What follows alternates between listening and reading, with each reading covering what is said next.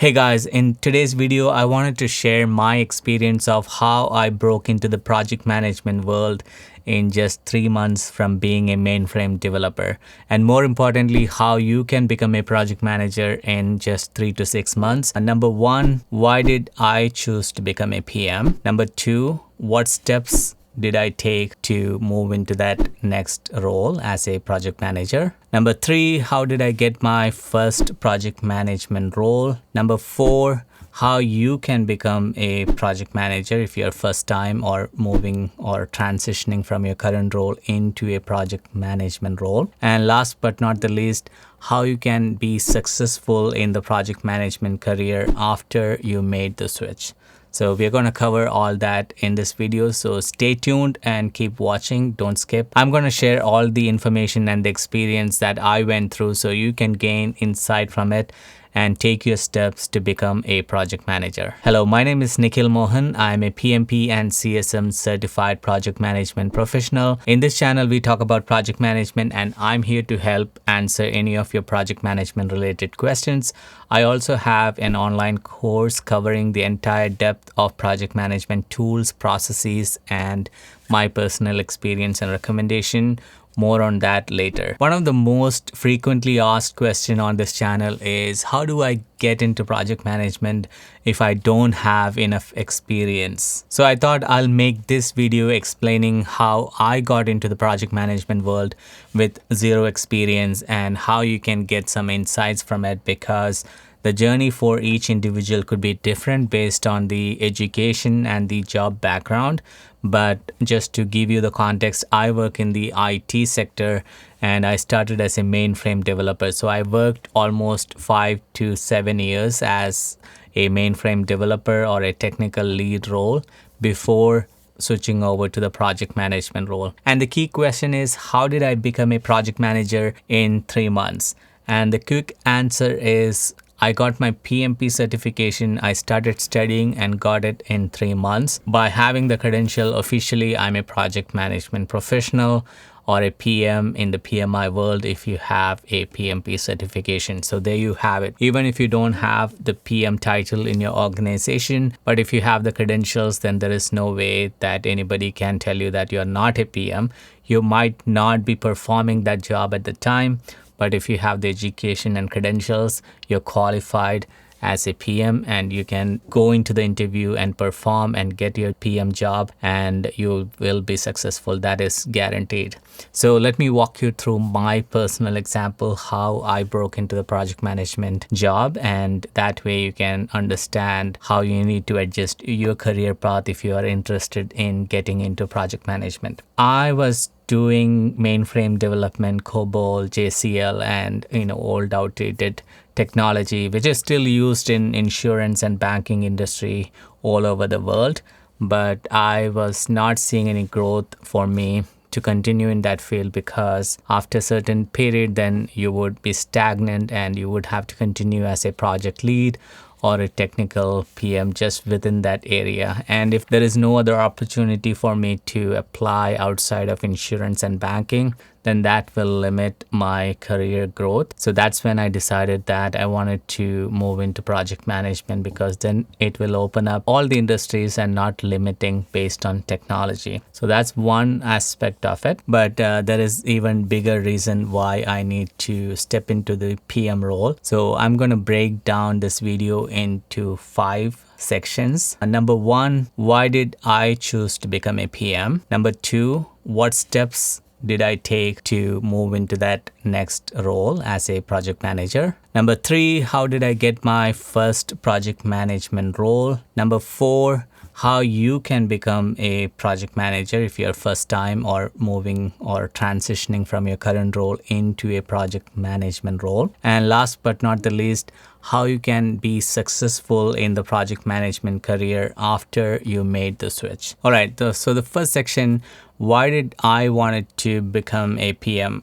Obviously, as I stated, one reason is obviously my career limiting with my technology. That was mainframe, so I wanted to explore and grow further beyond just mainframe. So that is obviously one of the reasons. But more importantly, the other reason is that when you are working as a developer or a non-PM role, then you won't get the exposure with the client and others, because if you're working for a project, then obviously the project manager would be your layer between your client interactions and the technical interactions, because the PM would get in touch with the client, gather requirements and engage the right people and take care of all the communication and all that. So you become in the back end and not in the forefront of the game. So I did not like that after a certain period of time. Obviously it is individual choice. Some people doesn't want that client facing interactions in the first place. So if you are like that, then maybe project management is something that may not be a right choice for you. Number 2, PM has a better pay, especially if you have good credentials and certifications. Then the project management job offers a much higher salary than a technical lead or a project lead, because just by getting a PMP certification, your salary can increase almost 15 to 20% more. Number 3 is higher authority. So when you become a PM, then obviously that role carries some authority. So you have much control over things rather than just being a developer and listening to what PM and the stakeholder has to say, and you have not much say in it. I mean, I'm not saying that they're gonna ignore you completely. That's not the case. Even when I was doing development work, once I know the system, you are referred as a subject matter experts, then everybody comes to you as a authoritative person to know about the subject, how the system is working. So it's more of a subject matter expertise, whereas the project manager role has an authority beyond the subject matter. It is across communicating, decision making, and setting rules and all that. So obviously the title itself carry a higher power and authority. So, and that's another reason why I wanted to step into the project management role. And last but not the least, also being in control helps me to plan and coordinate the activities better. All right, so now let's look at this section 2. What steps I took to become a PM. So obviously I was doing technical work, and knowingly or unknowingly I was already doing some of the project manager role and responsibilities of a PM, because PM would come and ask me to provide estimate. Then I had no idea what are different types of estimation, how to do it, how to properly do it, what tools and template to use it. So I had to research online and find out how to do estimate properly, how to set contingency and all that. So by doing all that, I was already gaining knowledge on estimation techniques and how to do planning and how to properly estimate and all that. So that is gaining project management knowledge. And I realized that most often when I go back to this research, I was being referred back to some of the PM forums or PMI website. So naturally, if I have to do all this, then why can't I just take up the role and do it myself? But that's not just it. You just have to understand and keep your ears open for the buzzwords and try to understand what those are. So at the earlier stages, when I used to hear 5-eye analysis or ROM estimate, I didn't had any clue as to what those meant. But obviously I had to look around and find out from internet or forums what those mean. So I myself have to acknowledge that there were things that I did not know, and I have to first understand those things by observing what other PMs were doing. So that were the initial step I took to use the similar language that a senior PM or client would use, and rather than purely being technical terms, I started using those buzzwords. Then the second part is I have to learn the tools. I was never provided training on Microsoft Project or Visio and things like that, so I have to learn it by myself, because those are the tools used at the time when I was managing the team. And the project manager would use MS Project, and I had no clue how to use it. So I have to learn all that by myself. So I went and bought some, MS Project for Dummies kind of book. And I think at that time, it was not that widespread in the internet, so it was more relying on the books that's out there. And the next thing is you have to rely on templates. So you just don't have to create everything from scratch. There would be tools and templates used by the organization for project management in general. So by knowing that, I started asking for others, what templates do we have for status reporting or steering committee reports, or just, any kind of things things that are recurring in nature. So if you have to send out something every week, then obviously there could be templates that I can reuse. I have an option to use the standard templates that the organization has. And the next thing that I had to familiarize with is the processes. So when doing technical job, you're focused on the technical side of things, but when you jump into project management, you have to think about other processes such as risk management, change management, change request, facilitation of meeting. So all that was not something that a technical person would do. So I had to learn all that, and I have to understand why those are important and how to use those in project management phases. So I went out and started reading about it and started understanding why those things are critical and how to do it myself. And the last step that I did in the process was to get the PEM book and start reading for the PMI exam, the PMP exam. First, I wanted to do a CAPM because I did not have the project manager experience, but then I realized that for CAPM, it's going to be the same material, so I have to read that hefty PEM book anyway, so why don't I just do the PMP directly? So I reached out to my manager and he was very supportive of that. And looking back, if I am happy about something, that was to go and attend a training on my personal expense. And I did a 4-week training to understand PMP. I took a class in New York City, and that class helped me to kind of open my mind because there were other PMs, those who joined that class, and I realized that they were not doing something extraordinary that I was not doing already. So that gave me my confidence level to go up. If you put in your effort and if you understand the concept and get your certification, you can definitely do it. So that was my first step into how I became the project manager. So having that certification and credential helped me to gain and boost my confidence level. And when I applied for the jobs afterwards, then that PMP credential helped me to filter my resume out, and I stood out from the other candidates because getting PMP certification proves that you already have the background and knowledge to do the job. So the interview became much easier with that credentials. All right, moving on to section 3. How did I get my first job as a project manager? So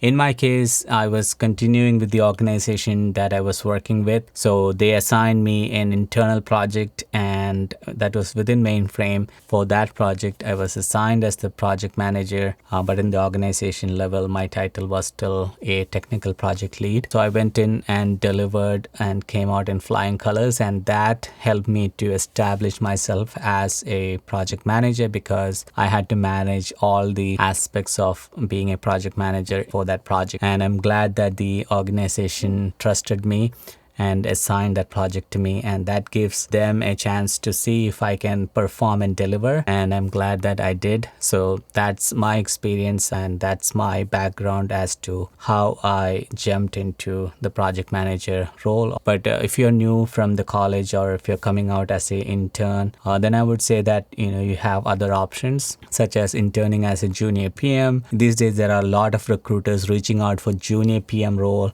or an assistant to project manager. So if you have no experience, then you can still start at those levels. Don't worry about the pay at that time because you wanted to gain the experience and be confident and have an opportunity for you to explore what's out there before you can jump and apply for the full PM role. The other step, as I mentioned, similar to me, if you are not a project manager now, you can start getting your PMP or CSM certification, and that will help you to understand the concept and also establish as a formal PM in the project management world. So I highly encourage you to check out PMP for waterfall and CSM for agile projects. You would find a lot of information about it, and I made a video on my channel about both how to get PMP certification and also how to get CSM. So you can check those videos out. I'll put the link in the description. So that's another way to get your credentials and be successful. And you can always get job calls after you get those certifications.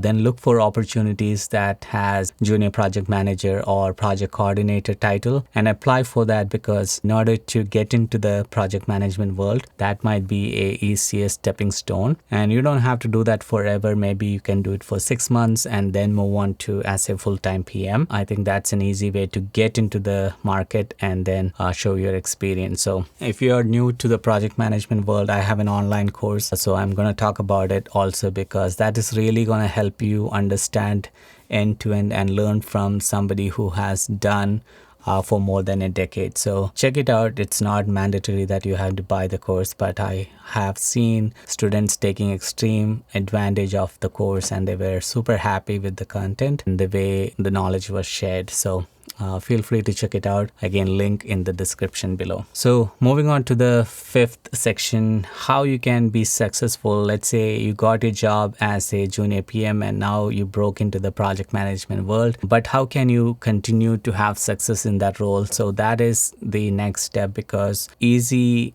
to get into the role, but if you are not performing well, then it's gonna be tough for you to continue and have the experience, right? So I would say the key point for me was to continuously learn, because the framework, the methodologies, processes, that all keep evolving. So it's not just that you can learn once and be done with it.